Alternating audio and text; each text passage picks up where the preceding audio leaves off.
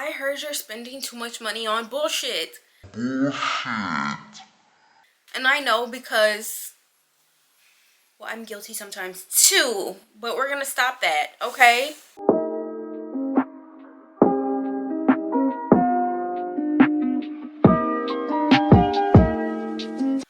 My name's Caitlin, and welcome back to the channel, bitch.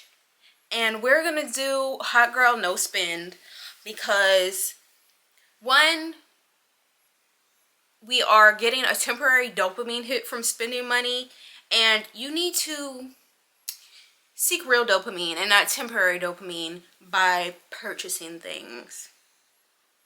And as I said, I'm guilty of this too. I love a thing. I love a purchase. I know my debit card hate to see me coming. Yeah, we're gonna stop that. And then two, the second reason is we don't really want to stimulate anything in a Trump economy. And if you're like, oh, why are you bringing politics into it? Everything isn't about politics. Everything isn't about politics if you benefit from the current state of politics. Then to you, nothing seems like politics because your life is going swimmingly the way things are. But for most normal people with common sense, everything is about politics. So I don't really want to stimulate this man's economy. And if I'm going to do anything, it's going to be like from someone local. Or if I am going to these places, I'm gonna go to get something like essential, like the food I feed my dog. I really don't know where else to get it other than Walmart.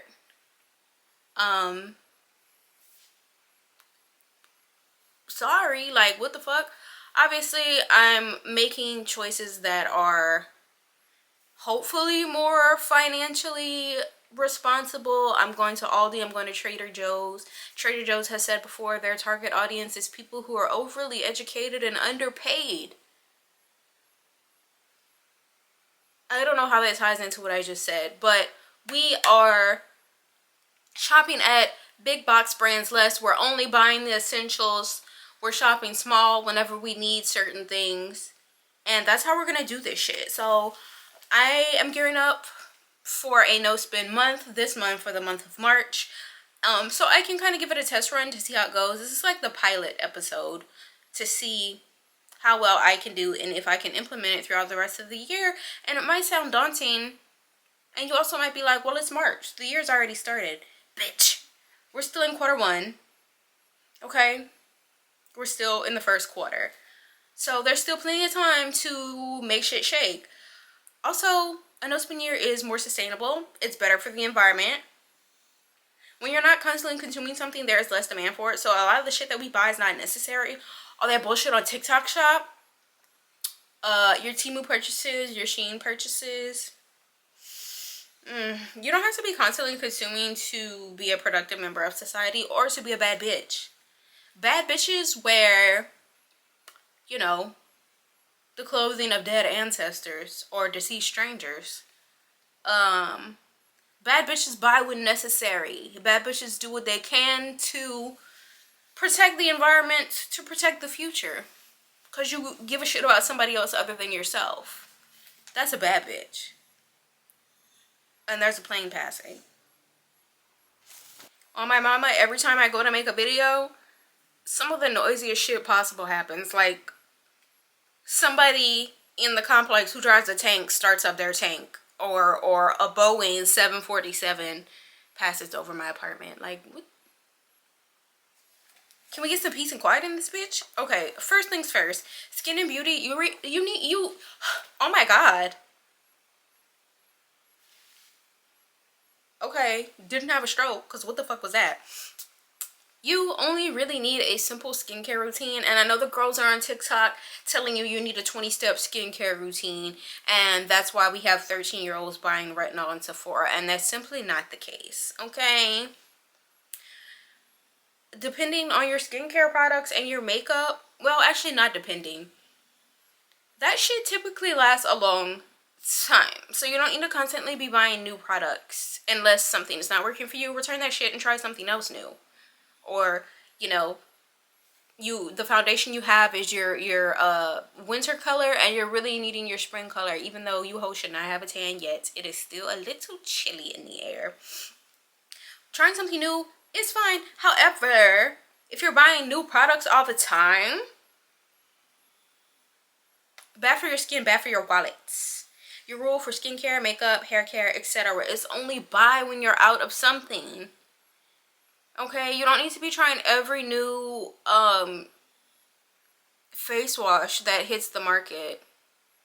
You don't need to be trying every lipstick that hits the market, because I guarantee you they're not even all your color.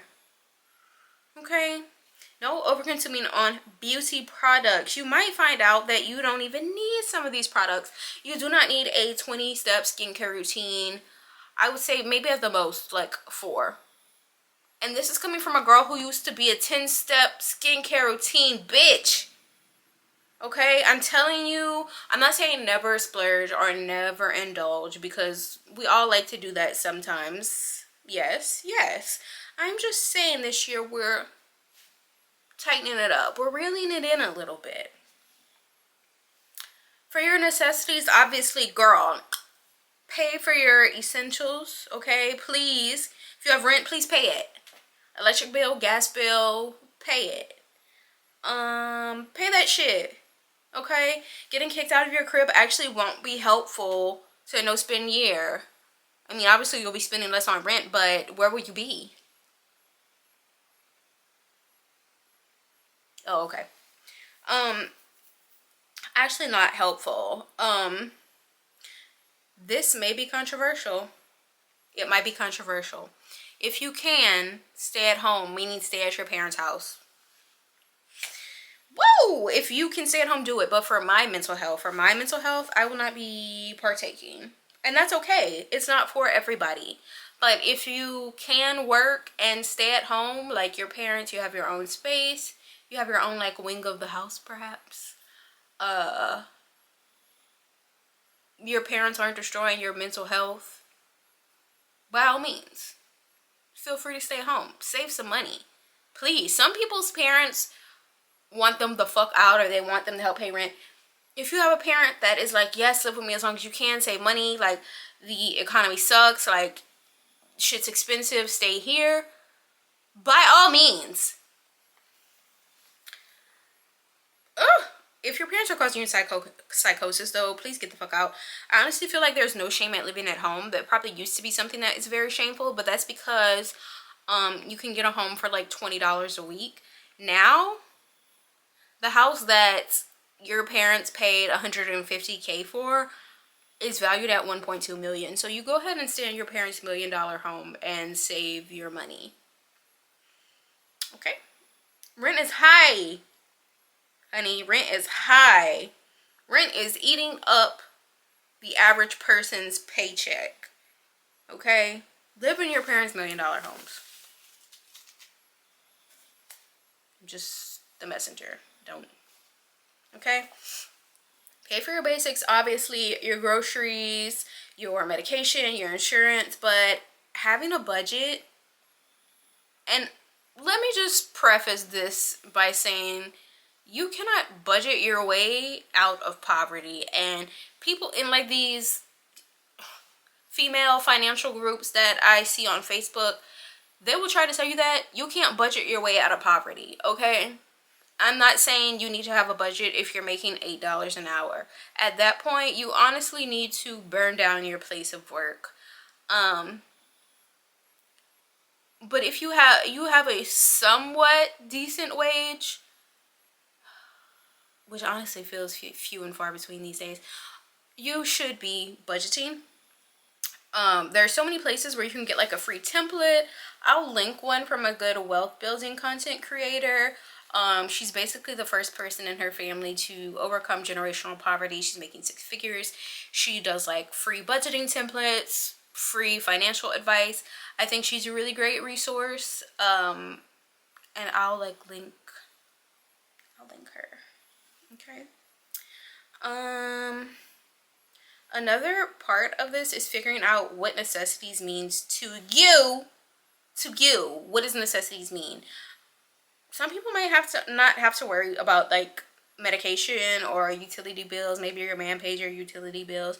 Maybe you aren't depressed and don't need SSRIs, and that's fine. I would say that is a necessity for me, so I budget for that. You, on the other hand, might just have different things to worry about. Like your pet insurance might be a necessity for you, or trying to think of something essential. My brain's mush right now. I don't know. I can't think of anything. Think of something that might be essential to you that might not be essential to everybody. Like if you make coffee every day at home and it saves you money by making coffee at home instead of going out and buying like a $7-8 latte, I mean, I think that would count as an essential because it does save you money in the long run, and it gives you like a little happiness. Like, I'm not saying cut out every single thing in your life that brings you joy.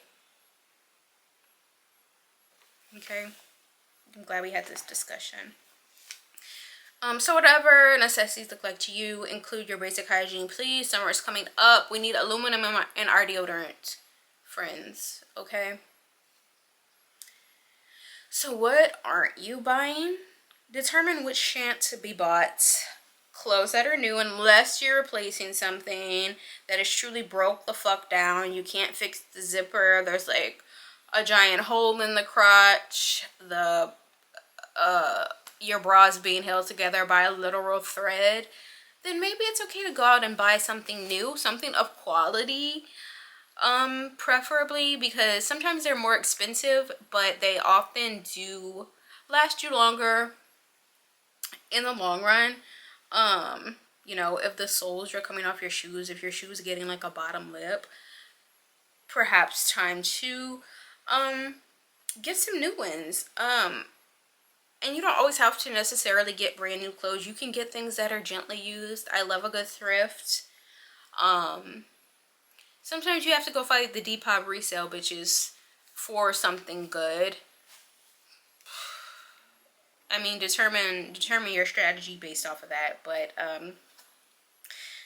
if you're starting a new job, you don't like have any nice clothes, maybe that would be a reason. If you're going to be a bridesmaid and you need like to purchase the dress or some accessories, or you're going to a wedding and you need to purchase a gift, I would say those things are acceptable during a no-spend year. It's not something that you're constantly having to do or constantly having to buy. It's just kind of like a one-off thing. Okay, no unnecessary kitchen things unless yours are just burnt the fuck out. In which case, you probably could go to Goodwill and find you like some nice kitchen accessories for relatively like inexpensive. Go secondhand. Yeah, I would say go secondhand. Don't be a hater. Don't knock it if you didn't try it. Some people act like they're too good to thrift. Well, ciao. Like, realistically, birthdays come up, things come up. I'm not saying skip those things. I'm just saying, you know, keep outside unnecessary purchases to a minimum. Thank you. Now, how long are we doing it for? Does it have to be a whole year? I don't know if I can do that. I'm just a fucking fiend. I love maxing out my credit card. Well, first off, I think some of you might genuinely be addicted to shopping, and that's a problem there. And you might want to invest in some therapy to figure out why you have an addiction to spending money. Okay? 'Cause spooky. So I would say do a no spend week. See how that goes. If that goes good, push it to a month. See how long you can honestly go for. And if you like slip up one day and, I don't know, spend like $500 or something random, strange, I wouldn't say, don't be like, oh my god, I fucking ruined it, now I have to just buy a bunch of things every day. Well, don't self-sabotage. Don't be so hard about it. You can literally just restart the next day. And your goals, you don't really need to have goals for a no spend year, okay? But you can. Doing it just to save money is fine. That's kind of why I'm doing it, like I said. And also, I just want to be more supportive of local spots, and also I really don't want to stimulate Trump's economy or the people who poured, you know, money out by the bucket load to help get him elected. And I feel like that is reason enough. Some people want to declutter, so they're like, let me stop spending money. It just kind of depends on what you want to do. Everybody has goals that are different. Everybody has different goals for when they eat healthier, when they start trying to lose weight. So you narrow down what that means or looks like to you, and stop spending that motherfucking money. So those are just some tips for how you can have a no spend year. And I will try to do some documentation of what my no spend, low spend looks like, if anybody cares. But if you have any questions, let me know. And if you're gonna do it, oh my god, please feel free, drop me a comment. I'd love to see how the other girls are doing it and what their goals are and what they want to get out of doing a no spend year. So